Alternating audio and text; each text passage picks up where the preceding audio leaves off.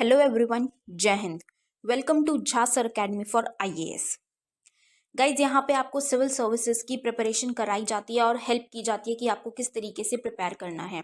यहाँ पे आपको आपकी प्रिपरेशन को एनहांस करने के लिए कुछ फ्री कंटेंट्स प्रोवाइड किए जाते हैं आपकी प्रिपरेशन के लिए।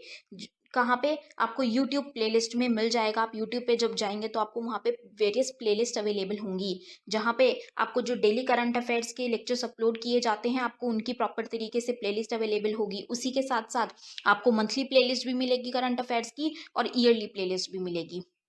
और साथ ही जो करंट अफेयर्स डेली बेसिस पे आप लोगों को प्रोवाइड किए जाते हैं उन्हीं की फ्री ऑफ कॉस्ट आपको पीडीएफ्स भी दी जाती है हमारे टेलीग्राम चैनल पे। सो गाइज, अगर आपने टेलीग्राम चैनल ज्वाइन नहीं किया है तो तुरंत डिस्क्रिप्शन बॉक्स में जाइए, वहाँ पे आपको लिंक प्रोवाइडेड होगा जहाँ से आप हमारे चैनल को ज्वाइन कर सकते हैं और वहाँ से आप हमारी सारी पीडीएफ्स का एक्सेस ले सकते हैं। और उसी के साथ साथ गाइज, आप लोगों के लिए एक बहुत ही अच्छा इनिशिएटिव स्टार्ट किया गया है मेंस के प्रीवियस ईयर क्वेश्चन एनालिसिस का। आपको आपके लिए डेली बेसिस पर एनालिसिस किया जाता है और उसकी आप लोगों को प्लेलिस्ट प्रोवाइडेड है हमारे यूट्यूब चैनल पे ही। अलग अलग पेपर में प्रोवाइडेड है आप लोगों के कन्वीनियंस के लिए, GS1, GS2, GS3 and GS4 की। उसी के साथ साथ आप लोगों के लिए जीएस के अलग अलग सब्जेक्ट्स की भी प्लेलिस्ट अवेलेबल है। इकोनॉमिक्स है जैसे सीसैट की आप लोगों के पास प्लेलिस्ट होगी और हिस्ट्री की भी प्लेलिस्ट आपको मिल जाएगी जो कि बिल्कुल फ्री होगी, वो आपको यूट्यूब पे ही अवेलेबल होगी। और इन्हीं प्लेलिस्ट में साथ ही साथ नए नए कंटेंट्स भी रेगुलर बेसिस पे ऐड ऑन किए जाएंगे, जिसके लिए आप लोगों को झा सर अकेडमी को रेगुलरली फॉलो करना है और अपनी प्रिपरेशन को एनहांस करना है, राइट। और उसी के साथ साथ गाइज, कुछ पेड कोर्सेज भी हैं जो आप लोगों के लिए लाए गए हैं Jha sir academy for IAS के द्वारा, जो जिन पेड कोर्सेज को झा सर खुद पर्सनली मेंटोर करते हैं, खुद उसको रिलेट करते हैं। जैसे कि जीएस का प्री प्लस मेंस बैच है गाइस, बिल्कुल जीरो से तैयारी करवाई जा रही है। झा सर खुद तैयारी करवाते हैं, पर्सनल गाइडेंस आपको दी जाती है, प्रॉपर तरीके से आपको अटेंशन प्रोवाइड की जाती है और बिल्कुल बेसिक से आपको तैयारी करवाई जा रही है आपकी प्रिपरेशन को एनहांस करने के लिए, राइट। तो आप इन कोर्सेज को भी ज़रूर ज्वाइन कीजिए। जैसे कि एक मेंस का भी आंसर राइटिंग का टेस्ट सीरीज बैच चल रहा है और प्रीलिम्स का भी टेस्ट सीरीज कोर्स चल रहा है गाइज, जो आपको हमारी ऐप पे टेस्ट सीरीज प्रोवाइड की जाएंगी। 10,000 क्वेश्चंस की आपको प्रैक्टिस कराई जाएगी। वो 10,000 क्वेश्चंस आपको कहाँ पे अवेलेबल होंगे? Jha sir academy for IAS की वेबसाइट पे भी अवेलेबल है और हमारा एक ऐप भी है Jha sir academy for IAS. आप अगर डालेंगे तो प्ले स्टोर से आपको वो ऐप मिल जाएगी, आप उसको डाउनलोड कर सकते हैं। वहाँ पे आपको प्रीलिम्स की टेस्ट सीरीज का एक्सेस भी मिल जाएगा और उसी के साथ साथ इतनी बेहतरीन ऐप है कि आपको वहाँ पे स्टडी टूल्स भी अवेलेबल हैं कि आपकी जो स्टडी है आप उसको ट्रैक कर सकते हैं कि आप कितना टाइम इफेक्टिवली स्टडी कर रहे हैं। तो इस ऐप को गाइज ज़रूर ज्वाइन कीजिएगा, डाउनलोड कीजिएगा और वेबसाइट भी अवेलेबल है। उस वेबसाइट पे भी आप जाके सब कुछ एक्सेस कर सकते हैं जो कि ऐप पे अवेलेबल है, right. So guys, Jha sir academy को रेगुलरली फॉलो करते रहिएगा।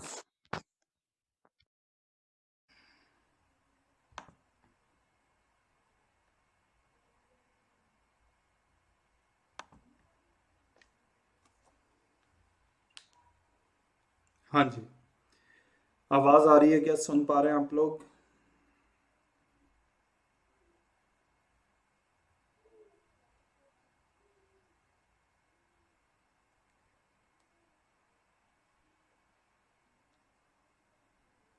गुड इवनिंग बेटा मीरा यादव जी, गुड इवनिंग।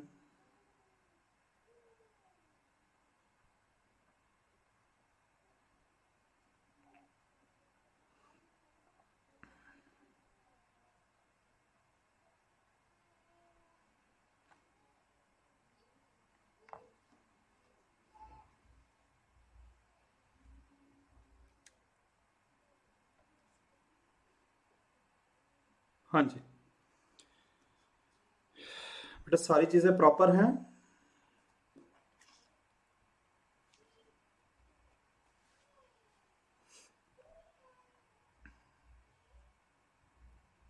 चलिए ठीक।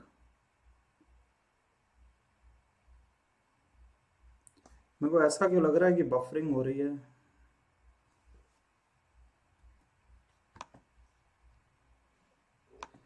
क्या आप लोगों को भी लग रहा है क्या?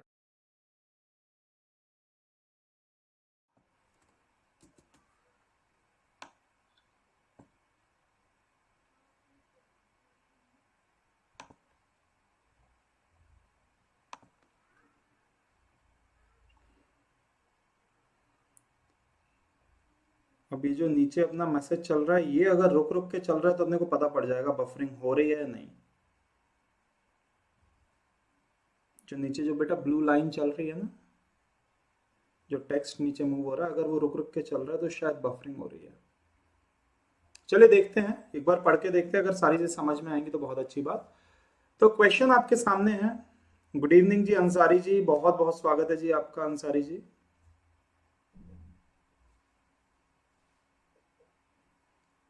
क्वेश्चन है the difference between the areas of circum circle and in circle of an equilateral triangle is 44, the area of triangle is. हाँ रुक रहा है, थोड़ा बहुत रुक रहा है, मेरे को भी यही लग रहा है। देखो कोई बात नहीं, ज्यादा दिक्कत होगी तो अपन देख लेंगे। फिलहाल आप समझो कि मैंने इसका फॉर्मूला बताया था कि area between circum circle and in circle का फॉर्मूला क्या था, अगर आपको याद है तो बेटा पाई ए स्क्वायर बाय 4 था।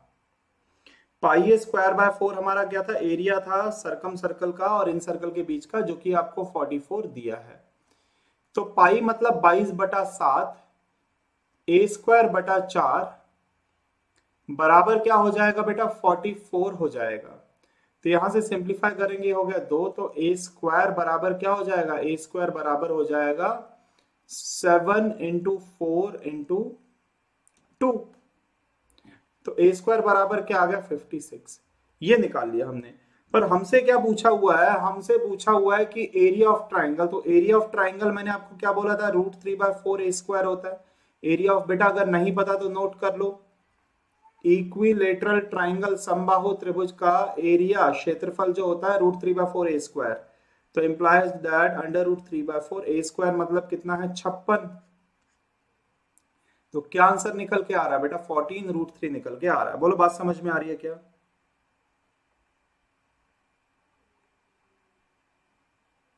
ठीक है, चलिए बहुत बढ़िया। सबसे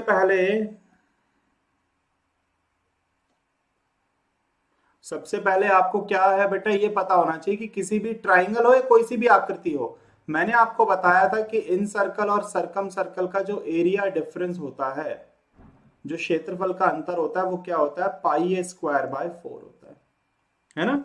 ये मैंने आपको बताया था। मतलब इनके दोनों का जो परिबद्ध क्षेत्रफल है, इन दोनों का जो बेटा कॉमन एरिया है, उसको क्या होता है, पाई ए स्क्वायर बाय 4 कहते हैं। तो पाई ए स्क्वायर बाय 4 44 के बराबर, तो ए स्क्वायर की वैल्यू निकाल ली हमने। ठीक, जब ए स्क्वायर की वैल्यू निकल के आ गई तो एरिया √3/4 ए स्क्वायर होता है, तो ए स्क्वायर की जगह वैल्यू रख दो।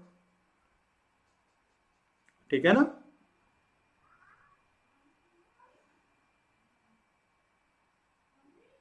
चलिए ठीक, आते हैं भाई नेक्स्ट क्वेश्चन के ऊपर। अगला क्वेश्चन देखिए आपके सामने है, ABCD is a square with side 10, BFD is an arc of circle with center C, BGD is an arc of circle with center A.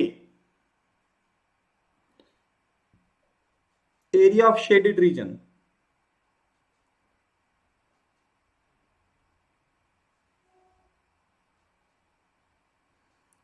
हाँ जी, क्या निकल के आएगा बेटा? बड़ा मजेदार सवाल है, थोड़ा सा कठिन भी है पर है अच्छा सवाल है। देखो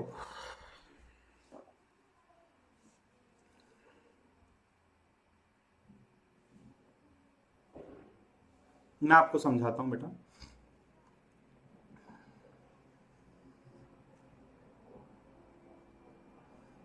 सबसे पहले अगर ये आपका स्क्वायर है, ये आपने स्क्वायर बना लिया है ना, समझना। अब एक तो ऐसा आपने बनाया और एक ये बनाया आपने। ठीक, यही है डायग्राम। ये जो हिस्सा है ना, अगर आप इसे पूरा करोगे तो भाई एक सर्कल बनेगा। अगर आप इसे एक्सटेंड करोगे ना तो क्या बन जाएगा, ये सर्कल बन जाएगा। वैसे ये वाला भी अगर पूरा करोगे तो क्या बन जाएगा, सर्कल बन जाएगा। मतलब ये क्वाड्रेंट है। क्या है, क्वाड्रेंट है। ये सेंटर है, ये ए जो है सेंटर है, ए बी सी और डी, ये क्या है भैया, ये सेंटर है, ए और सी के सेंटर। अब आप इस बात को समझो कि अगर ये सर्कल, अब भुजा कितनी है 10 सेंटीमीटर, बहुत ध्यान से समझना, तो ये 10 सेंटीमीटर सर्कल का क्या हो जाएगा भाई, रेडियस भी हो जाएगा। 10 सेंटीमीटर सर्कल का क्या हो जाएगा, रेडियस हो जाएगा कि नहीं। अब मैं क्या करता हूं, मैं बहुत अच्छे से समझने लायक बात है कि मैंने इस क्वाड्रेंट के एरिया में से, ये जो क्वाड्रेंट है मतलब डी और बी और सी, मैंने इस क्वाड्रेंट का एरिया निकाल लिया पहले।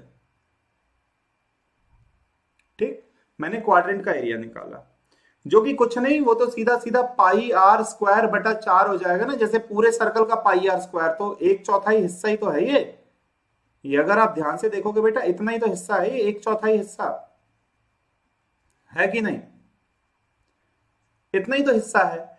तो पाई आर स्क्वायर बाय 4 हो जाएगा। और फिर मैंने क्या किया, उसमें से यहां पे एक सीधी लाइन जोड़ दी। ये जो ट्राइंगल है पाई आर स्क्वायर बाय 4, इसमें से मैंने क्या किया, ये ट्राइंगल का माइनस कर दिया। ये जो ट्राइंगल है ना डी सी बी, इसका एरिया क्या किया, माइनस। तो जैसे ही मैं पूरे क्वाड्रेंट में से अगर ट्राइंगल को माइनस करूंगा तो बेटा ये वाला एरिया आ जाएगा। उम्मीद करता हूं सभी बच्चे इस बात को समझ पा रहे होंगे।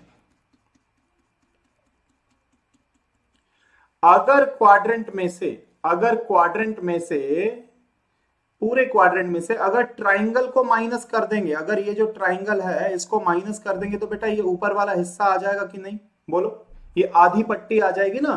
ट्राइंगल का एरिया आप कैसे निकालोगे, half base into height. Base भी 10 है और हाइट भी क्या होगी इस ट्राइंगल की, 10। तो पाई इंटू 10 का स्क्वायर हो जाएगा 100/4 माइनस 50।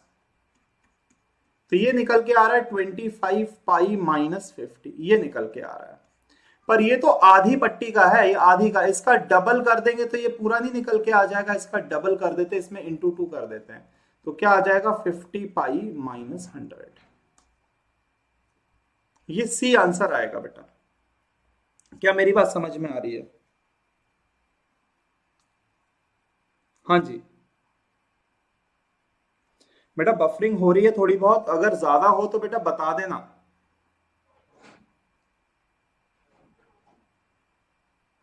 अगर ज्यादा बफरिंग है, अगर पढ़ने में दिक्कत है तो बेटा बता देना। बिल्कुल शंकर जी, मैं रिपीट कर देता हूं। देखो समझो इस बात को, दोबारा समझो। मैं इसको इरेज करता हूं। मैंने क्या किया, ये बनाया स्क्वायर, ये बनाया एक क्वाड्रेंट, चतुर्थ भाग। तो क्वाड्रेंट का ये 10 है, ये 10। देखो ऐसा समझो, आप पूरा मत, आप तो इतना ही डायग्राम देखो बस, है ना। ये वाला डायग्राम ये जो है ना, यहां से लेके यहां तक, ये वाला इतना हिस्सा, ये देखो आप, ये मैंने बना दिया। बिल्कुल मीरा जी, देखो बेटा सर्कल का एरिया क्या होता है, पाई आर स्क्वायर। पर ये तो सर्कल का चौथाई ही तो भाग है ना। आप पूरा हिस्सा थोड़ी ना है, पूरा सर्कल थोड़ी ना है। तो सर्कल के क्या हो गए, 4 हिस्से हो गए, जिनमें से एक छोटा सा टुकड़ा है ये, with the radius of 10 centimetre. बोलो मीरा जी।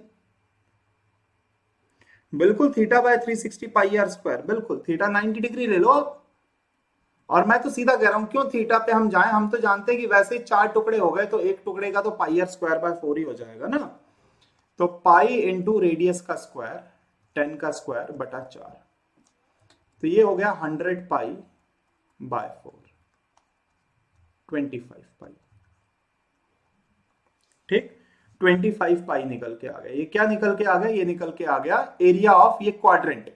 अब इस क्वाड्रेंट में से बेटा मैं क्या करूंगा, मैं इस क्वाड्रेंट में से ट्राइंगल को करूंगा माइनस। क्वाड्रेंट में से मैं ये जो ट्राइंगल है, ये जो ट्राइंगल है इसको माइनस कर दूंगा। ट्राइंगल का एरिया होता है हाफ बेस इंटू हाइट। तो 25 पाई माइनस 50, ये निकल के आ गया। ठीक, 25 पाई माइनस 50। अब ये जो निकल के आया है वो सिर्फ ये वाला एरिया निकल के आया बेटा, ये वाला एरिया, ये वाला एरिया निकल के आ गया। अब अगर आप इसका डबल कर दो, डबल कर दो, तो ये पूरे का नहीं निकल के आ जाएगा। डबल करने पे ये जो डायग्राम है, जैसे अभी जो मैंने निकाला है ना, वो आधा आया है, मतलब ऊपर वाला ही आया है, समझ लो।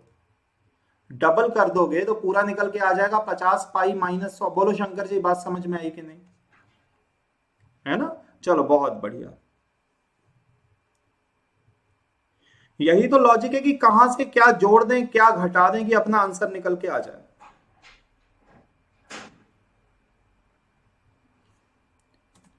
चलो अगला क्वेश्चन, ये और थोड़ा कठिन है।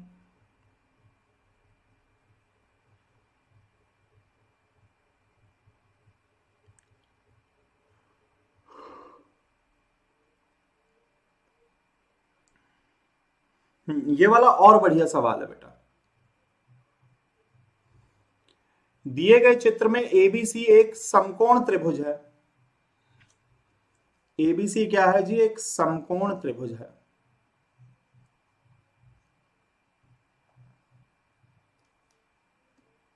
Right angle triangle. सी क्या है? सी राइट एंगल है। ये दिया है सवाल में।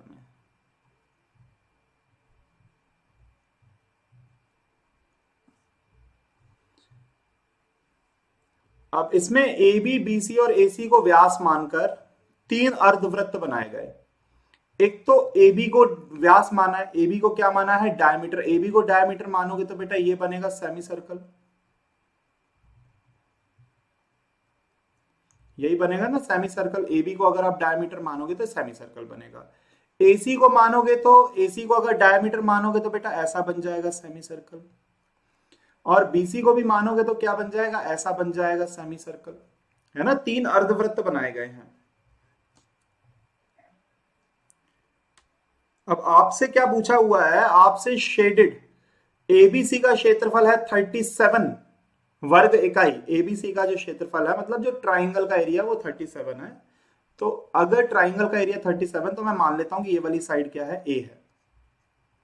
ये वाली साइड क्या है? ए। ठीक है ना भाई? अर्धवृत्त अगर बन रहा है तो ये मैंने दोनों बराबर मान ली। तो ट्राइंगल का area half of a into a बराबर क्या है? 37। तो ए स्क्वायर बराबर क्या निकल के आ रहा है? 74। ये हो गया। ये तो ट्राइंगल का एरिया। अब आप ये समझो कि ये जो सर्कल बन रहा है बेटा, सेमी सर्कल जो बन रहा है, आपको क्वेश्चन करना कैसे है? क्वेश्चन करना कैसे? सबसे पहली चीज तो ये, बहुत सारे तरीके करने के। मैं एक अलग से कंस्ट्रक्शन करता हूं। मैं एक तरफ का हल करूंगा, हालांकि मैं दोनों का एक साथ भी निकाल सकता हूं। मैंने क्या किया? बीच में एक डंडी ड्रॉ कर दी। तो ये जो एरिया है, अगर पूरे ट्राइंगल का एरिया 37 था, तो इतना जो एरिया हो जाएगा 37/2 हो जाएगा, आधे ट्राइंगल का एरिया। बोलो होगा कि नहीं होगा? है ना? बहुत ठंडे दिमाग से समझना बेटा। ठीक होगा कि नहीं? अब मैं क्या करता हूं, क्वेश्चन को आसान बनाने के लिए मैं अलग तरीके से हल कर रहा हूं, क्योंकि मैंने अब आधा कर दिया है। तो मैं इसको हटाता हूं पहले। तो अब दोबारा नए सिरे से समझो आप। मैंने 2 हिस्से कर दिए 37। मैंने क्या किया? इसको x माना और बेटा इसको भी क्या माना? x। ये तो सेंटर हो जाएगा ना ये वाले सेमी सर्कल का। ये जो बड़ा वाला AB पे जो सेमी सर्कल बन रहा है, उसका सेंटर हो गया ये पॉइंट। सपोज D पॉइंट है। तो एरिया हो गया half of x into x. Area क्या हो जाएगा? Half of x into x, जो कि किसके बराबर है? 37/2 के बराबर। तो x स्क्वायर बराबर क्या आ रहा है अपने पास? 37। अब ये हो गया, है ना?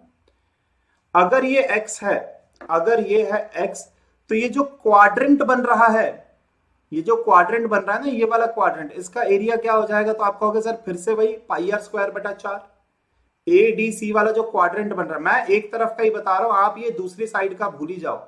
राइट साइड का जो है ना, फिलहाल आप भूल जाओ, आप सिर्फ लेफ्ट साइड का देखो। अगर मैंने ये वाला एरिया निकाल लिया तो मैं डबल कर दूंगा तो मेरा टोटल आंसर आ जाएगा। अगर ये x है, ये भी x है, तो एरिया ऑफ ट्राइंगल से x² बराबर 37 आ गया। अब क्वाड्रेंट का एरिया हो जाएगा πx²/4, क्योंकि x क्या हो जाएगा? क्वाड्रेंट का रेडियस। तो ये हो जाएगा pi into x square. X square की वैल्यू क्या है? 37/4। ये हो गया। ठीक, ये क्वाड्रेंट का एरिया।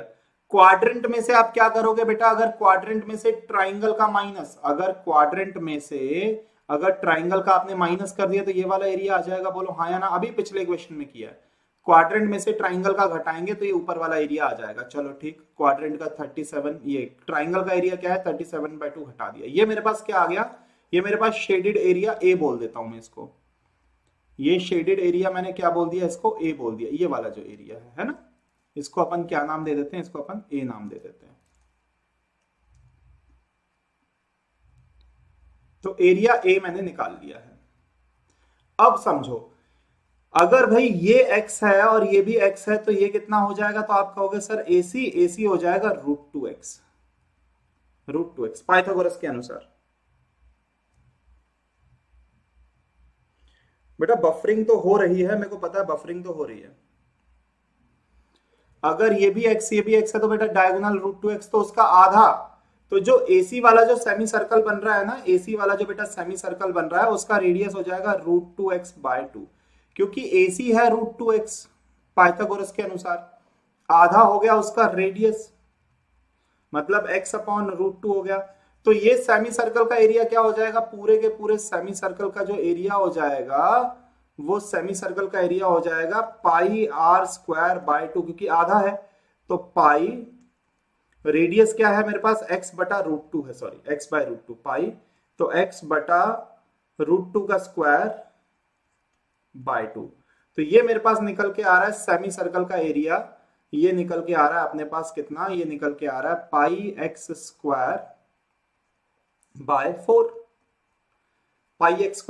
x² की जगह फिर से क्या रख सकते हो, फिर से आप 37 रख सकते हो, तो ये निकल के आ गया 37 π/4, ये निकल के आ गया सेमी सर्कल का एरिया। अब सेमी सर्कल के एरिया में से ये जो ए है, सेमी सर्कल के एरिया में से ये जो सेमी सर्कल आपने निकाल लिया, इसमें से अगर ए को माइनस कर दो, मतलब 37 π/4 में से अगर मैं ए को माइनस कर दूं तो मेरे पास ये निकल के आ जाएगा, मैं इसे शेड कर देता हूं, ये वाला आ जाएगा कि नहीं आ जाएगा बेटा, सेमी सर्कल में से अगर मैंने ए को हटा दिया तो यही वाला निकल के आएगा ना, बोलो हाँ या ना, है ना, यही हो जाएगा।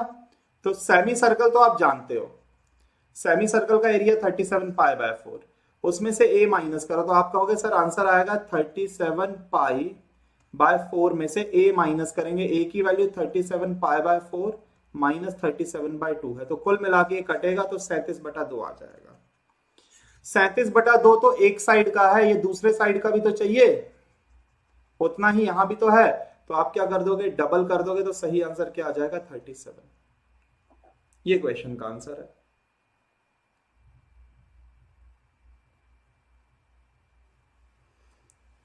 बोलो बात समझ में आई कि नहीं, बिल्कुल 37 बेटा। क्वेश्चन कॉम्प्लिकेटेड लग रहा है तो मैं आसान सवाल करा दूं क्या,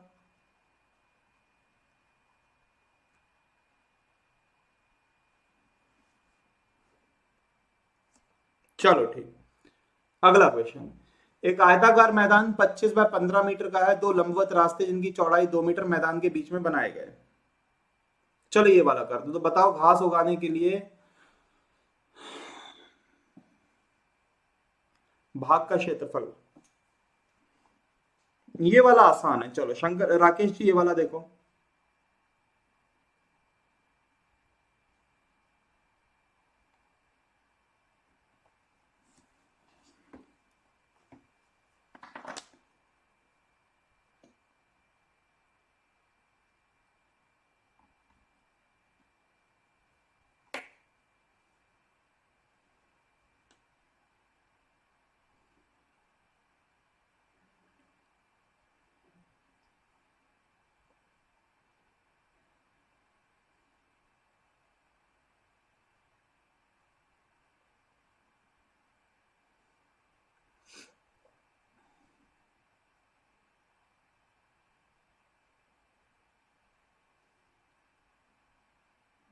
हाँ जी, किसी बच्चे का आया आंसर,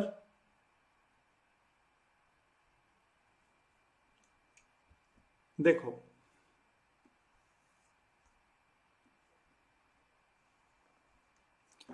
आप इसको करने के बेटा फिर से बहुत सारे तरीके हैं। आपको दो सड़क बनानी है, अब सड़क बनानी है एक लंबाई के सापेक्ष एक चौड़ाई के सापेक्ष 2 मीटर वाली, ये 25 बाय 15 का मैदान है, 25 बाय 15 का मैदान है। आपने अब लंबाई, अब बनाने को तो मैं सड़क ऐसी भी बना सकता हूं, एक इधर बना देता हूं और एक इधर बना देता हूं, ऐसा बना देंगे अपन सड़क। और बाकी बचे हुए मैदान में अपने को क्या लगानी है, घास लगानी है। ठीक है ना, ये है क्वेश्चन। तो बचा हुआ एरिया आपसे पूछा गया। बेटा मेरी बात को समझो, मैंने क्या किया, मैंने सड़क बनाई, पर मैंने एक ऐसी जगह पे बनाई, मैंने क्या किया, सड़क इधर बना दी बाउंड्री पे, एक लंबाई के सापेक्ष और एक चौड़ाई के सापेक्ष, यही है ना। अब भाई एरिया थोड़ी ना बदलेगा, मैं सड़क कहीं भी बनाऊं। ये जो पहले जो मैं बना रहा था, मैं बीच में बना रहा था पहले, तो बीच में बना लो चाहे साइड में बना लो, भाई सड़क की लंबाई और चौड़ाई तो बराबर है, तो एरिया तो वही का वही रहेगा ना, थोड़ी ना कोई फर्क पड़ रहा है। तो अगर मैंने ऐसी सड़क बनाई है तो ये घास लगेगी इतने एरिया में। ठीक, कितना है, तो आप कहोगे सर पहले जो लंबाई 25 थी अब 2 चली गई, साइड की 2 चली गई, तो कितनी बची, अब बची है 23। जो 15 था उसमें से 2 चला गया, ये 2 चला गया नीचे का, तो कितना बचा, 13। तो 23 गुणा 13, आपके क्वेश्चन का आंसर 230 प्लस 13 तिया क्या होता है, 39। तो आंसर क्या आ रहा है बेटा, 269 निकल के आ रहा है, कि मैंने गलत कर दिया, 23 दिया, सॉरी 69 ऐड होगा, 23 दिया, तो 299 आपके क्वेश्चन का आंसर है। कितना आंसर आ जाएगा बेटा, 23 गुणा 13 करोगे तो 299 आपके क्वेश्चन का आंसर है। बोलो बात समझ में आ रही है कि नहीं। बिल्कुल शंकर जी आप एकदम सही कह रहे हो, बिल्कुल सही अंसारी जी, 299। सभी बच्चे सहमत हैं क्या इस बात से। चलो बहुत बढ़िया, ये तो बन गया। ये वाला क्वेश्चन देखो,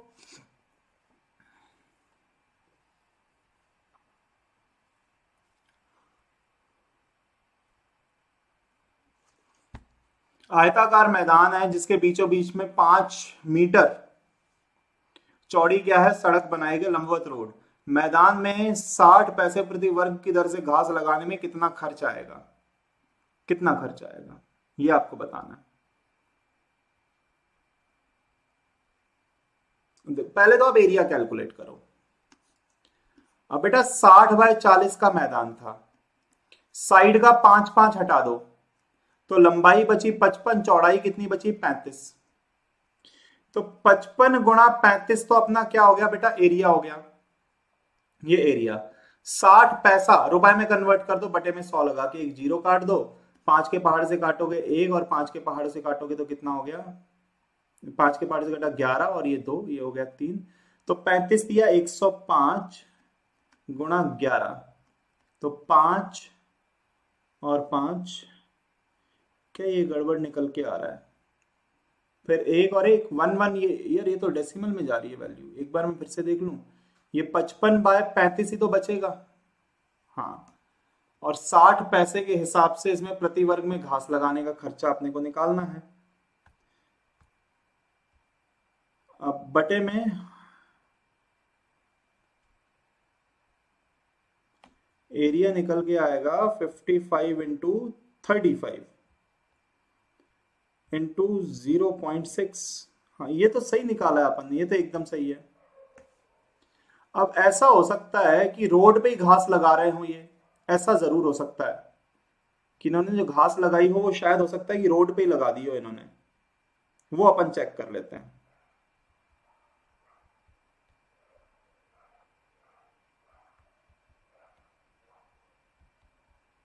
285, हाँ इन्होंने जो घास लगाई है ना वो बचे हुए मैदान में नहीं लगाई, इन्होंने रोड पे ही लगाई है।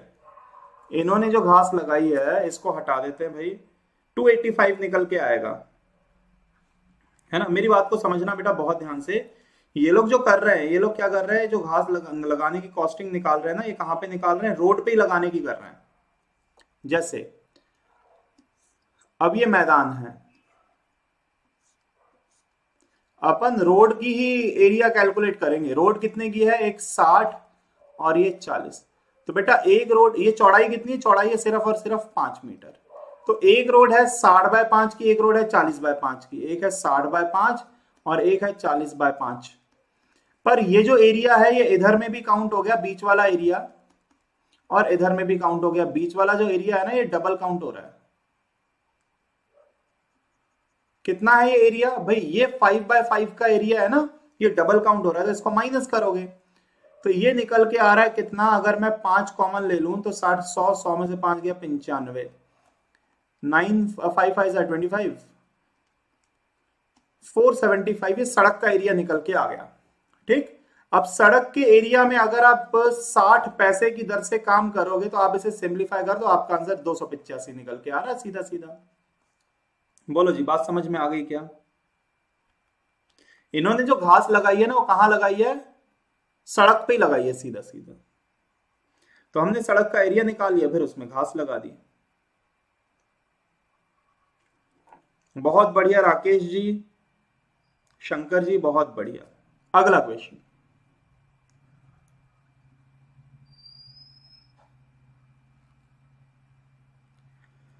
बिल्कुल 285। The area of a square on AC as a side is 128।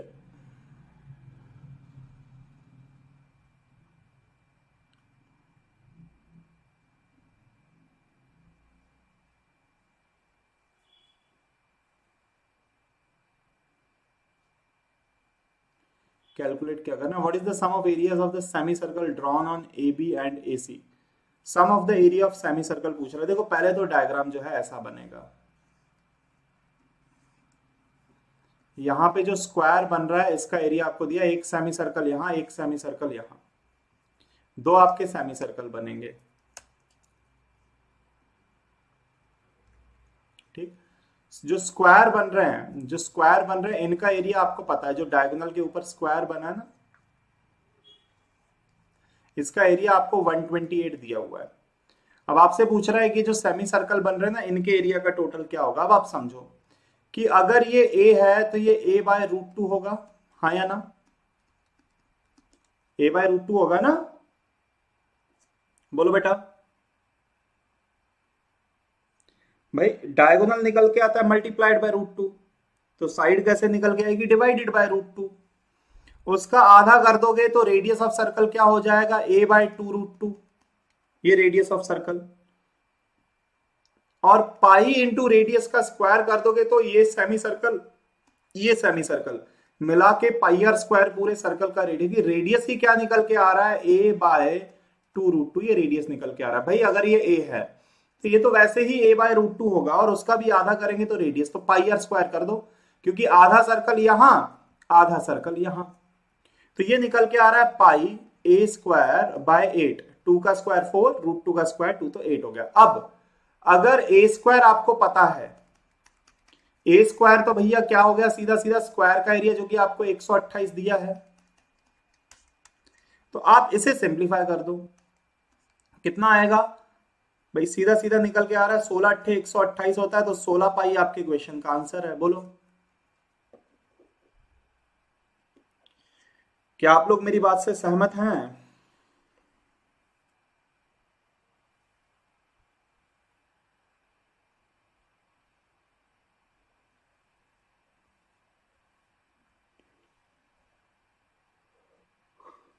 Repeat कर दें? बिल्कुल राकेश जी, रिपीट कर देते हैं। देखो बेटा, मैं इसे इरेज करता हूं। सबसे पहले आप ये समझो कि डायग्राम बनेगा ऐसा,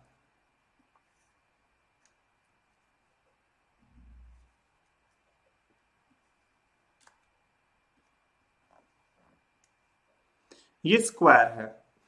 चलो आप ऐसा कर लो, कोई दिक्कत नहीं, आप इसे x मान लो और इसे x मान लो, तो ये हो जाएगा बेटा √2x स्क्वायर की साइड। ऐसा कर सकते हैं क्या आप?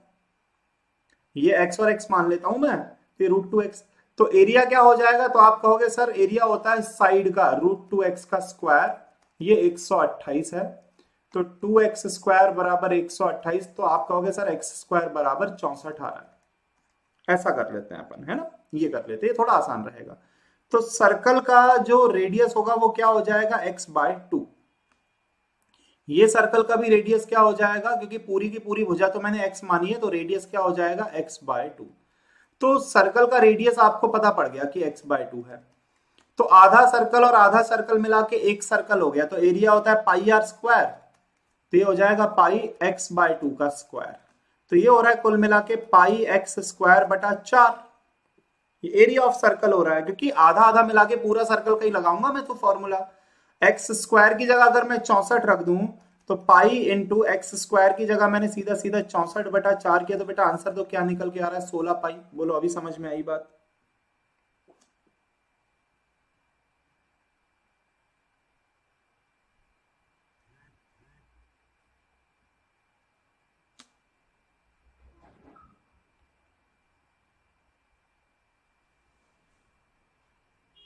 किसी भी बच्चे को भैया डाउट आ रहा है तो पूछो।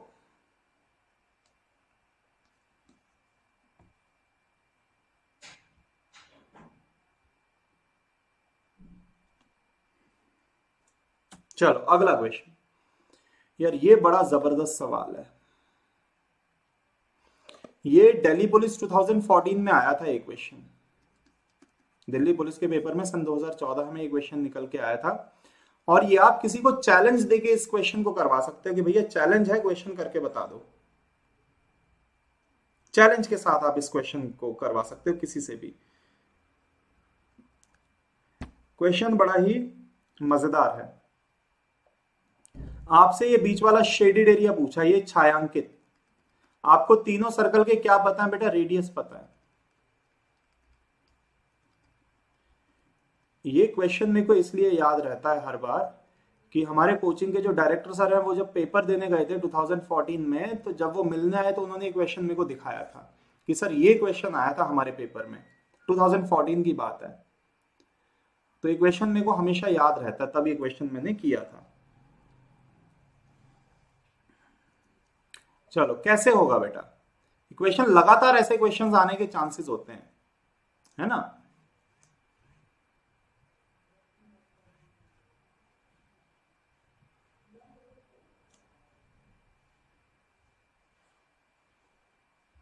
देखो कोई बच्चा लगा पा रहा है कोई अप्रोच?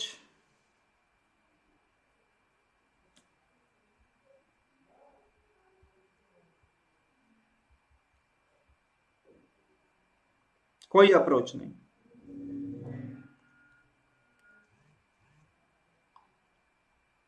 अंसारी जी बड़ा मजेदार क्वेश्चन है, आप कैसे करेंगे इस क्वेश्चन को? क्वेश्चन के लिए आप इस क्वेश्चन को ले जाके किसी को भी चैलेंज दे दो कि भैया ये सवाल करके बताओ। बड़ा मजेदार सा सवाल है, ये हो नहीं पाता, अच्छे से नहीं हो पाता ये क्वेश्चन। क्योंकि इसमें ये समझना बड़ी खास बात है कि ये जो बन रहा है ना ट्राइंगल बेटा, ये राइट एंगल ट्राइंगल होगा। और जब तक आप ये बात पकड़ नहीं पाते हो कि ये जो ट्राइंगल बन रहा है ये राइट एंगल ट्राइंगल बन रहा है, तब तक आप ये क्वेश्चन नहीं कर पाओगे। अब ये पता कैसे पड़ेगा कि ये राइट एंगल ट्राइंगल है? पता कैसे पड़ेगा राइट एंगल ट्राइंगल? मेरी बात को समझना ठंडे दिमाग से। देखो आप इस बात को समझो कि ये जो ट्राइंगल बन रहा है ये राइट एंगल ट्राइंगल बनेगा। ये पॉइंट अगर ए है, ये पॉइंट अगर बी है और ये पॉइंट अगर सी है, ए बी और सी, ये एंगल बनेगा 90 डिग्री। कैसे पता पड़ रहा है मेरे को? मैं आपको समझाता हूं इस बात को। ये मेरे को ऐसे पता पड़ा कि अगर ये √2+1 है, ये √2+1 है, तो AC हो जाएगा 2√2+2। ठीक, ये √2+1 है और ये 1 है, तो ये हो जाएगा √2+2। और ये भी कितना हो जाएगा बेटा? √2+2। ये बात समझ में आई कि नहीं सबको? बेटा इक्विलेटरल क्यों होगा मीरा यादव जी? इक्विलेटरल कैसे हो जाएगा बेटा? ये 1 1 है। इक्विलेटरल कहां से हो रहा है आप देखो ना, √2+1 √2+1 ऐड किया तो ये हो गया 2√2+2, √2 ऐड हो गया, 1 1 ऐड हो गया। पर ये √2+1 है और ये तो 1 है सिर्फ, ये सिर्फ 1 है ना, ठीक है ना? अब मैं कैसे कह रहा हूं कि ये राइट एंगल ट्राइंगल? क्योंकि मैं पहले से जानता था कि ये ट्रिपलेट नंबर है। ट्रिपलेट नंबर मतलब इसका स्क्वायर प्लस इसका स्क्वायर इसके स्क्वायर के बराबर होगा। √2+2 का स्क्वायर, √2+2 का स्क्वायर बराबर 2√2+2 का स्क्वायर के बराबर होगा। आप लगाओ a प्लस बी का होल स्क्वायर लगा के देखो, a plus b plus 4√2 plus a square plus b square plus 4√2 is equal to, ये हो जाएगा 8 प्लस 4 प्लस 2 दूनी 4 नहीं 8√2। ऐसा क्या बराबर आ रहा है? 2 और 4 6, 2 और 4 6, तो ये हो गया 12 प्लस 8√2। और ये भी कितना आ रहा है? ये भी आ रहा है बेटा 12 प्लस 8√2। तो a square plus b square बराबर सी स्क्वायर आ रहा है। तो ये राइट एंगल ट्राइंगल बन रहा है। बन रहा है कि नहीं बन रहा? बोलो। ये क्या बन रहा है भाई, हमारा राइट एंगल ट्राइंगल बन रहा है। यहां तक बात समझ में आ गई कि नहीं बेटा? पहले तो यहां कमेंट करो यस या नो। भाई बेस का स्क्वायर परपेंडिकुलर का स्क्वायर हाइपोटेनियस के स्क्वायर के बराबर होता है ना, तो इतना समझ में आ चुका है। ठीक है ना? तो मैं इस चीज को इरेज कर दूं कि पहले तो हमें यही पता होना चाहिए कि ये राइट एंगल ट्राइंगल है। अच्छा ठीक है, अब इसको हटा देते हैं। इसको मैंने हटाया। अब फिर से समझो। अब ये जो ट्राइंगल बन रहा था, मैं फिर से इस ट्राइंगल को ड्रॉ कर देता हूं। यहां 90 डिग्री बन रहा था। ये मेरे पास कितना था? अगर ये 90 है तो बेटा ये दोनों साइड तो बराबर है ना, ये वाली साइड और ये वाली साइड बराबर है, तो ये एंगल 45 डिग्री हो जाएगा। बोलो हाँ या ना? 45 हो जाएगा। ठीक। अब ये एरिया ऑफ ट्राइंगल क्या होगा? तो आप कहोगे सर ये वाली भुजा है √2 + 2, ये वाली भुजा भी कितनी है? √2 + 2। ये दोनों भुजाएं कितनी है? √2 + 2, √2 + 2 है। तो एरिया ऑफ ट्राइंगल जो होगा वो होगा हाफ बेस इंटू हाइट। तो कुल मिला के ये हो जाएगा 1/2। √2 + 2, √2 + 2 ये कितना हो जाएगा? ये हो जाएगा 6 + 4√2। तो ये हो जाएगा 3 + 2√2। ये एरिया ऑफ ट्राइंगल निकल के आ गया। ठीक है ना? ये तो अभी अभी मैंने किया था ना, होल स्क्वायर a + b का होल स्क्वायर किया भी था मैंने। तो ये एरिया ऑफ ट्राइंगल निकल के आ गया। अब अगर आप बेटा अगर ये डायग्राम कंप्लीट कर रहे हो ऐसे, तो ट्राइंगल के एरिया में से अगर आपने ये वाला एरिया, फिर ये वाला एरिया, और फिर अगर ये वाला एरिया माइनस कर दिया, तो क्या आपका रिक्वायर्ड आंसर आ जाएगा? हाँ या ना बोलो भाई? तो क्या ये बीच वाला आंसर नहीं निकल के आएगा? ट्राइंगल के एरिया में से ये 3 हमने सेक्टर अगर माइनस कर दिए, तो क्या मेरा आंसर निकल के नहीं आएगा? ठीक। अब ये 3 सेक्टर का कैसे निकालूंगा बेटा? मैंने आपको अभी अभी बताया कि ये एंगल कितना है, तो आप कहोगे सर अभी तो आप बोल रहे थे ये 45 है। ये वाला भी कितना है? 45 है। और ये वाला कितना है मेरे पास? 90 डिग्री है। 90 डिग्री। तो मैं एरिया का फॉर्मूला θ/360 इंटू πr² लगाऊंगा। तीनों सेक्टर का मैं एरिया निकालता हूं। देखो, पहले वाले का θ/360 पाई रेडियस का स्क्वायर, मतलब √2 + 1 का स्क्वायर। दूसरे का भी वही θ/360 इंटू पाई इंटू रेडियस √2 + 1 का स्क्वायर। तीसरे का थीटा 90 है, 90/360 पाई रेडियस उसका 1 है, π1 का स्क्वायर। इतना हो जाएगा। ठीक। तो ये हो रहा है बेटा 1/8, 1/8 ये हो जाएगा 1/4 ऑफ पाई इंटू √2 + 1 का स्क्वायर, जो कि हो जाएगा 3 + 2√2। इसको और इसको ऐड कर दिया मैंने, ये भी तो 1/8 हो रहा है, 1/8 + 1/8 1/4 ऑफ पाई और इसका होल स्क्वायर, और ये हो जाएगा 1/4 + π/4। ये हो गया। ठीक। इतना। तो ये अगर मैं π/4 कॉमन भी ले लू यहां से, π/4 अगर मैं कॉमन ले लूं, तो 3 + 2√2 और +1, तो कुल मिला के हो जाएगा π/4 और 4 + 2√2। ये हो गया तीनों का सेक्टर का एरिया। अब ट्राइंगल में से आपको ये एरिया माइनस करना है तीनों सेक्टर का, तो ट्राइंगल का एरिया है 3 + 2√2। इसमें से माइनस कर दो π/4 ऑफ 4 + 2√2। ये माइनस कर दो आप, और आपके क्वेश्चन का आंसर निकल के आ जाएगा। ऐसा करते से ही आपके क्वेश्चन का क्या आ जाएगा बेटा? आंसर आ जाएगा। तो क्या आंसर आना चाहिए भाई? पाई तो सिर्फ और सिर्फ सेकंड वाले पार्ट में ही कॉमन है। चलो सिंप्लीफाई करें, एलसीएम लेंगे अगर, तो कितना हो जाएगा? 4×3 = 12 + 8√2। ये शायद दिखेगा नहीं, इसको मैं कहीं और लिख देता हूं, ऊपर लिखते हैं। एलसीएम लेंगे, हालांकि आंसर नन ऑफ दीज आना चाहिए। 4×3 = 12 + 8√2 minus pi into 4 minus of 2√2 पाई,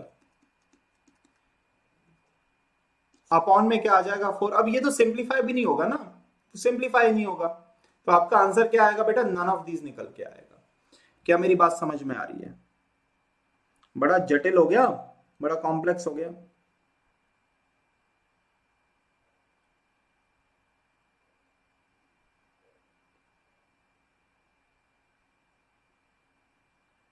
हम्म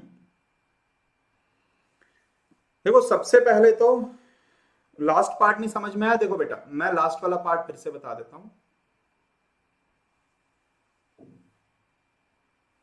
देखो कुल मिला के बात यह है कि पहले तो आपको यह पता होना चाहिए कि क्वाड्रेंट्स जो है, जो सर्कल के सेक्टर है, इनका एरिया कैसे आएगा। बेटा इनका एरिया निकल के आएगा थीटा बटे 360 पाई आर स्क्वायर से। तो थीटा आपको पता है 45/360 इंटू पाई इंटू रेडियस का स्क्वायर √2 + 1 का स्क्वायर। और इसका मैं डबल कर देता हूं क्योंकि ये वाला भी सेम होगा, ये भी तो इसके बराबर होगा, मैंने डबल कर दिया। एक ये 90 वाला भी निकाल लेते हैं, 90/360 इंटू पाई इंटू 1 का स्क्वायर, ये निकाल लेते हैं। तो इसकी वैल्यू जो भी आएगी उसे आपको ट्राइंगल में से माइनस, ट्राइंगल में से अगर आप सेक्टर हटा दोगे तो बेटा बचा हुआ आ जाएगा ना, बस यही आपको करना है। और जब आप ऐसा करोगे तो आपके पास आंसर ऐसा कुछ निकल के आ जाएगा। ये एलसीएम वगैरह आपको ले ही लेना है। ये हो जाएगा 8, ये हो जाएगा 4, तो π/4 यहां भी है, π/4 यहां भी, और π/4 यहां भी, तो π/4 मैंने कॉमन ले लिया था। मेरे पास बचा √2 + 1 का स्क्वायर, जो कि क्या होगा 3 + 2√2, और +1 यहां पे बचेगा, है ना। तो ये तो मेरे पास 4 + 2√2/4 पाई आ गया। अब इसमें ये ट्राइंगल में से जब आप माइनस कर दोगे इसको, तो आपका आंसर निकल के आएगा रिक्वायर्ड आंसर। पर ऑप्शन में कहीं पर भी मैच नहीं हो रहा, तो सही आंसर क्या आएगा बेटा, नन ऑफ दीज निकल के आएगा। इसमें यही पता करना बड़ी बात है कि ये राइट एंगल ट्राइंगल बन रहा है। आगे का कैलकुलेशन तो हम बाद में करेंगे, ठीक है ना। चलो आसान सवाल। If the length of a diagonal AC of a square ABCD is 5.2 centimetre, then the area of square.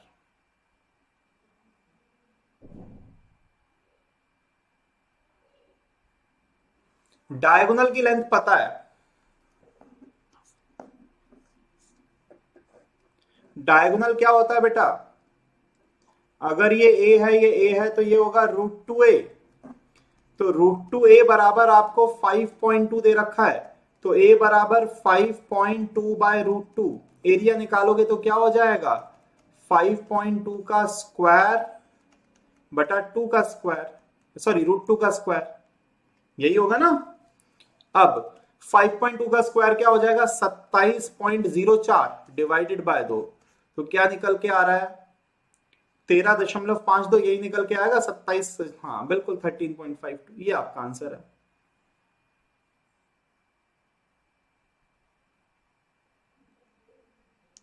बेटा जो डायगोनल है, डायगोनल तो सीधा सीधा √2a ही होता है ना, और वो 5.2 आपको दिया तो आपने a निकाल लिया, स्क्वायर कर दिया, तो एरिया आ गया। हाँ या ना बोलो भाई।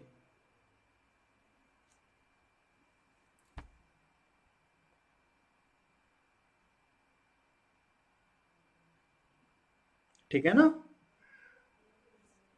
अगला क्वेश्चन,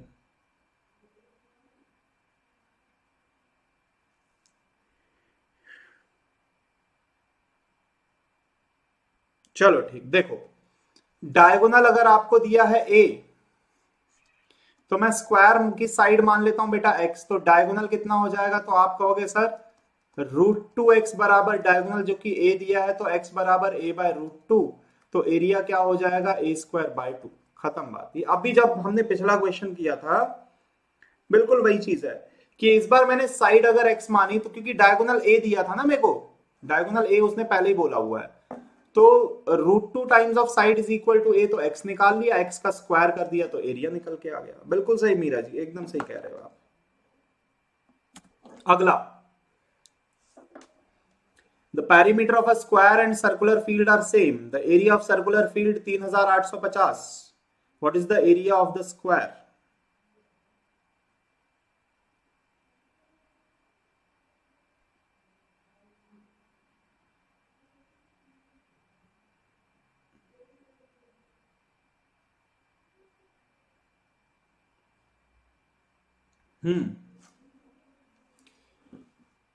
देखो स्क्वायर और सर्कल का पेरीमीटर बराबर है। स्क्वायर का होता है 4a, सर्कल का क्या होता है बेटा 2πr, होता है कि नहीं होता। दोनों क्या है आपस में बराबर, ठीक। दोनों क्या है, आपस में बराबर है। अब मैं ये कह सकता हूं कि 2a is equal to pi r, इतना हो गया। अब बच्चे इस क्वेश्चन को बहुत लंबे लंबे तरीकों से सॉल्व करते हैं, पर वैसा सब हम नहीं करेंगे।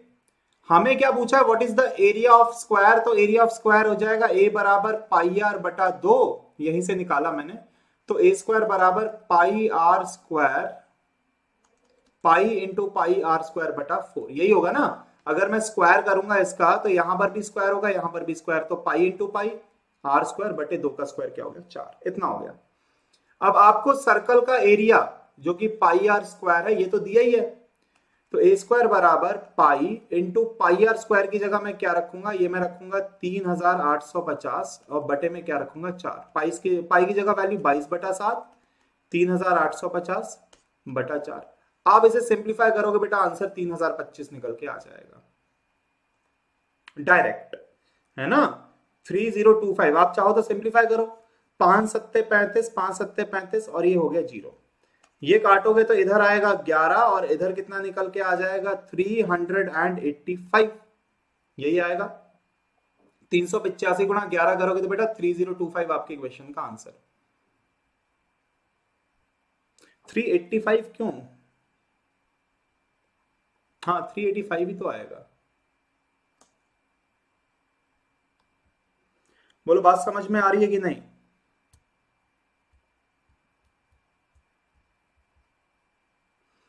4235 हो गया ये तो यार। एक सेकंड, मैं कैलकुलेशन एक बार चेक कर लेता हूं। ये तो सब सही है। अरे यार ये पाई आर स्क्वायर की वैल्यू 3025 है, तो सॉरी 3850 मल्टीप्लाइड बाय 22, आंसर तो यही है, आंसर तो 3025 सही है। कैलकुलेशन भी अपन ने कहीं ना कहीं बस थोड़ा सा, अच्छा मैंने 7 के टेबल से शायद गलत काट दिया होगा। तो अगर मैं रखता हूं वैल्यू पाई की जगह 22 बटा 7, पाई आर स्क्वायर की जगह 3850 और बटे में क्या आएगा 4, यही होगा। 3850 डिवाइडेड बाय, पहले तो अपन 7 कर लेते हैं, हाँ ये 550, यही तो मैंने गड़बड़ कर दिया था। ये 2 आएगा, ये 11 आएगा और 2 के टेबल से काटेंगे तो कितना हो जाएगा, ये 275 आएगा। तो आंसर 3025 आ जाएगा, ठीक है ना। ये इस क्वेश्चन को करने का एक सही तरीका है, कैलकुलेशन बस आपको ध्यान से करना है कि जो रिलेशन दिया है 4a बराबर 2 पाई आर दिया हुआ है, तो मैं यहां से a निकाल सकता हूं पाई आर बाय 2, तो हमें तो एरिया चाहिए तो मैंने स्क्वायर कर दिया, पाई बाय 4 और पाई आर स्क्वायर, है ना। स्क्वायर करोगे तो पाई का square pi into pi, r का स्क्वायर आर स्क्वायर, 2 का स्क्वायर 4 हो गया। एरिया निकालना स्क्वायर का ए स्क्वायर, तो पाई आर स्क्वायर की जगह मैंने वैल्यू रख दी, पाई और 4 से आप सिंप्लीफाई कर दो, आपका आंसर आ जाएगा। बोलो बेटा हाँ या ना, समझ में आ रही है बात।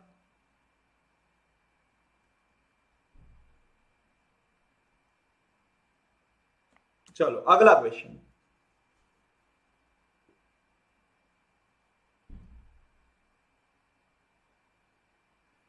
आयताकार मेज की सतह के ऊपर का परिमाप है 28 और क्षेत्रफल है ये, विकर्ण की लंबाई। अब मैंने आपको एक फॉर्मूला बताया था, पेरीमीटर का स्क्वायर बराबर 4 टाइम्स ऑफ डायगोनल का square plus 8 times of area. बोलो याद है कि नहीं, रेक्टेंगल में फॉर्मूला बताया था ना मैंने लास्ट क्लास में, जब मैं रेक्टेंगल के डेरिवेशंस आपको करवा रहा था तब मैंने ये बताया था।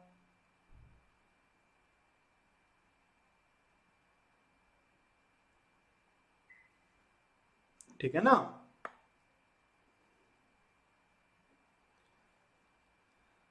तो भाई आंसर तो हालांकि 10 आएगा, आप तो सीधा वैल्यू पुट करो। पेरीमीटर क्या है 28, तो 28 का स्क्वायर इज इक्वल टू कितना हो जाएगा, 4 टाइम्स ऑफ डायगोनल का स्क्वायर, डायगोनल निकालना है, plus 8 times of area, area कितना दिया 48 आपको दिया हुआ है। ठीक, बस इसको सिंप्लीफाई करो बेटा, 28 का स्क्वायर क्या हो जाएगा 784, 4 टाइम्स ऑफ डायगोनल बराबर, और ये 48 गुणा 8 कितना हो जाएगा, ये 384। तो डायगोनल का स्क्वायर सीधा सीधा क्या निकल के आ रहा है, 4d स्क्वायर बराबर 400, तो डी स्क्वायर बराबर हो गया 100, तो डायगोनल क्या आ जाएगा बेटा 10 आ जाएगा। डायगोनल क्या आ जाएगा 10। बात समझ में आई या नहीं आई?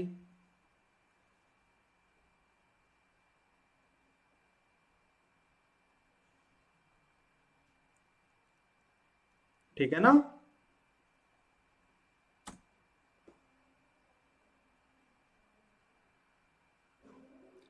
The diagonal of a square A is A plus B. The diagonal of a square whose अच्छा, वर्ग A का विकर्ण A प्लस बी है, उस वर्ग का विकर्ण ज्ञात करें जिसका क्षेत्रफल A के क्षेत्रफल के दोगुना हो। देखो अब भैया सीधी सीधी बात है, मैंने आपको क्या बोला था कि अगर इसका एरिया A है, इसका एरिया कितना है 2A है, तो एरिया का अगर रेशो आपको पता है, एरिया का रेशो क्या 1:2, तो डायगोनल का रेशो क्या होगा 1:√2। भाई डायगोनल का स्क्वायर करने पे एरिया आता है, तो एरिया का रूट करने पे डायगोनल आएगा, तो इसका अगर a प्लस बी है तो इसका क्या हो जाएगा √2 times of a plus b हो जाएगा या नहीं? हाँ या ना बोलो भाई। क्या ये बात बेटा आपको समझ में आ रही है?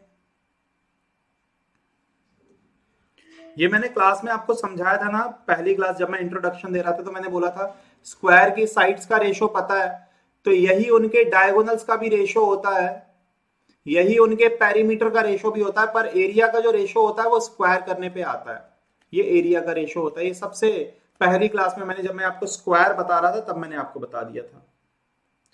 तो जब एरिया का रेशो 1:2 है तो रूट करोगे तो डायगोनल का रेशो निकल के आ गया, एक डायगोनल a प्लस बी तो दूसरे में √2 times of a plus b हो जाएगा। हाँ जी बेटा, यस या नो कमेंट करो फटाफट, बात समझ में आ रही है कि नहीं आ रही है? मीरा जी दोबारा बेटा, एरिया के ऊपर जैसे एक का एरिया 4 है, एक का एरिया 25 है, तो इनके डायगोनल का रेशो क्या हो जाएगा 2:5 हो जाएगा। एरिया के ऊपर रूट लगाने से डायगोनल का रेशो आता है, तो एरिया 1:2 के ऊपर रूट लगाएंगे तो 1√2 हो जाएगा।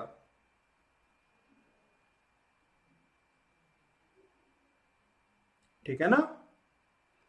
तो अगर एक a प्लस बी है तो दूसरा √2 times of a plus b हो जाएगा। चलो अगला, आयत का परिमाप 160, उसके दो भुजाओं का अंतर 48 है, वर्ग की भुजा ज्ञात कीजिए जिसका क्षेत्रफल इस आयत के क्षेत्रफल के बराबर हो।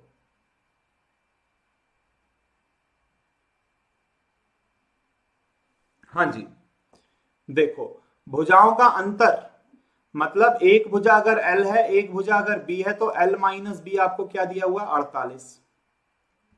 ठीक, और परिमाप 160 है, इसका मतलब आपको L प्लस बी बराबर क्या दिया हुआ बेटा 80। होगा कि नहीं होगा? कैसे कि आप पेरीमीटर जानते हो, twice of L plus b अगर 160 है तो बेटा ये L प्लस बी क्या हो जाएगा 80 हो जाएगा ना। तो अब आपको क्या चाहिए, आपको चाहिए वर्ग की भुजा जिसका एरिया, इसके पहले तो मैं L और B निकाल लेता हूं, मैं ऐड करूंगा तो ट्वाइस ऑफ L बराबर 128, तो L बराबर आ जाएगा 64। L की वैल्यू पुट करोगे तो बेटा B बराबर कितना आ जाएगा, ये सॉरी कितना आ जाएगा 16 ही तो आएगा। हाँ B बराबर क्या आ जाएगा 16 निकल के आ गया, लंबाई चौड़ाई। अब एरिया क्या हो गया, इसका एरिया हो गया 16 गुणा 64, 16 गुणा 64 ये होगा 1024। 1024 तो क्या आ गया लंबाई गुणा चौड़ाई। अब आपको ऐसा स्क्वायर चाहिए जिसका एरिया 1024 हो, तो स्क्वायर की साइड क्या हो जाएगी बेटा 32, 32 का ही तो स्क्वायर 1024 होता है। हाँ जी, क्या मेरी बात समझ में आई कि नहीं बेटा? आपको भुजाओं का अंतर दिया था और योग आपने पेरीमीटर के फॉर्मूला से निकाले, तो L और B पता पड़ गया, दोनों इक्वेशन को जोड़ा तो L बराबर 64 आ गया, B बराबर 16 आ गया, मैंने L की वैल्यू रख दी, B बराबर 16, तो एरिया निकल के आ गया LB। स्क्वायर का एरिया भी यही होना चाहिए, स्क्वायर का एरिया तो a स्क्वायर बराबर अगर इतना तो a बराबर 32 हो जाएगा। ठीक है ना? चलो बहुत बढ़िया, तो बेटा आज की क्लास को यहीं पर विराम देते हैं, बाकी अपन कल कंटिन्यू करेंगे। ठीक है ना? एडवांस मैथ में अपने को मेंसुरेशन पढ़ना है और दूसरा टॉपिक अपन DI पढ़ेंगे, डेटा इंटरप्रिटेशन, है ना? डीआई जो है बड़ा महत्वपूर्ण है, उससे आपके पेपर में हर साल एक ना एक सवाल आता ही आता है, तो अपन अब डीआई भी कवर करेंगे। फिर प्रोबेबिलिटी और परम्यूटेशन कॉम्बिनेशन कर लेंगे तो आपका अंकगणित खत्म हो जाएगा, है ना, अरिथमेटिक आपका समाप्त हो जाएगा। चलिए ठीक, बहुत बहुत धन्यवाद भाई सभी विद्यार्थियों का।